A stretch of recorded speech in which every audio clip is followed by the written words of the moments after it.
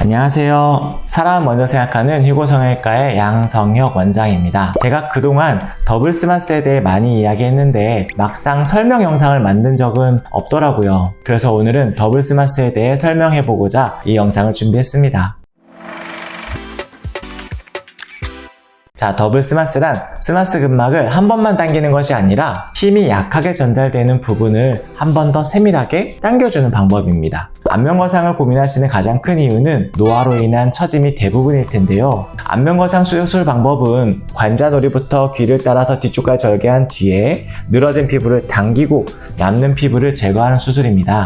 과거에는 정말 피부만 당겼어요. 사실 한국에 거상의 붐이 나타나기 시작한 거는 아마 한 5년 정도 전부터였던 것 같아요. 그래서 약 2000년대 초반까지는 주로 스마스 근막에 대한 수술은 제대로 이루어지지 않았거든요. 그러다 보니까 처져 있는 근막은 그대로 남아있고 시간이 지나면서 피부가 다시 처지는 경우가 많았습니다. 게다가 흉터도 심한 경우도 있고 칼기도 항상 따라오는 부작용 중에 하나가 되어 있었죠. 그래서 이를 보완한 방법이 스마스 근막까지 함께 당기는 방식이었어요. 근막까지 같이 당겨주기 때문에 유지력과 효과가 탁월하게 좋아졌습니다. 근데 여기서 한 가지 질문이 생깁니다. 이 방법이면 정말 충분할까요? 저는 수많은 수술 끝에 아니라고 생각했습니다. 왜냐하면 얼굴 바깥쪽은 잘 개선되지만 정작 사람들이 가장 신경 쓰는 요 팔자주름과 마리오네트 주름 주변은 당기는 힘이 충분히 전달되지 못해서 만족도가 좀 아쉬운 경우가 있었기 때문이죠.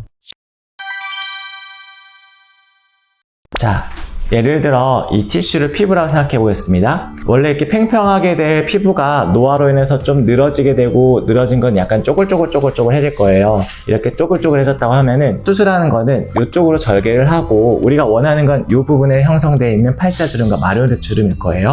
근데 이거를 당겨주게 되면은 요 앞쪽 부분 위주로만 당겨지는 현상이 지금 보여지게 될 거예요. 그렇기 때문에 이 부분, 중심 부분이 잘 안 당겨지게 되거든요. 그래서 한번 당겨 놓고 나서 세밀하게 한 번 더 요 가까이에서 잡아당겨주는 그 수술이 바로 더블 스마스 안면거상 수술 방법입니다.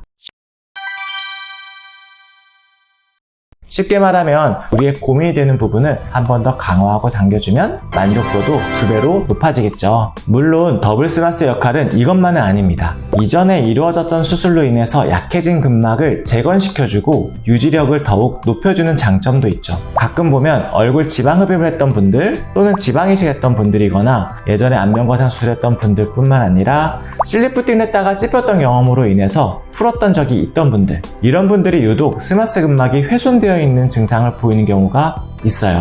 어떤 증상이냐면 웃거나 이렇게 표정 지을 때 유독 볼이 볼록 나오는 경우가 그 증상이라 할 수 있는데요. 이런 경우에는 정말 특별하게 적용될 수 있는 방법이 바로 더블 스마스 방법이라 할 수 있어요. 정리하자면 약해진 근막을 재건시켜 줄 수 있기 때문에 재수술이 필요한 분들, 근막이 많이 약해진 분들께 도움이 될 수 있고요.